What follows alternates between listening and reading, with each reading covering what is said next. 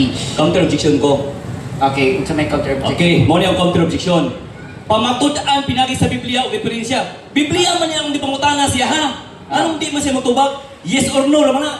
Objection sa mga sa mga hindi mo tubag. Na Ang akong tawagan ng gingon, ang akong gingon, ipaguba sa niya nga kung ang gipresent before ka mo gamit o laing tawag ka ng chapters and verses nga wala na ko Okay. ginito.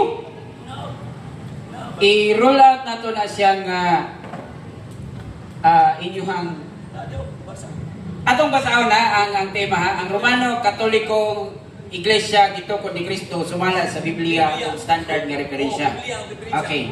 So, sir, your counter objection is rolled out kay tama ang posisyon ni Sir RJ Sino nga ang imuhang mga cross-examination dapat naa dito nakafocus sa kung unsa man ang iyang gibatbat dito sa iyang constructive speech. Sige. So dili ta pwedeng maghimo og ato ang kaugalingong topic version sa iyang gi-construct sa iyang speech. Okay. Kay mawala ta sa passing. Okay. Sige. Sulpo ta lang. Laing pangutana. Okay.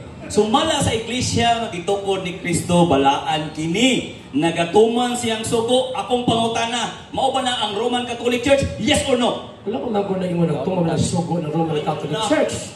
Kung auna ang ako ang gipabaro before surrender una anang ako ang kwan na di ka kakabukagubaan niya kay tabutan takana. Ya, ay mas mo dito. Objection niya mo dito. Surrender una niya. Na di niya maguba ang ako ang presentation kay dawato ko na yung question. Monitor, paliw ko sa objection ba na o clarification o ating-ating lang na ya.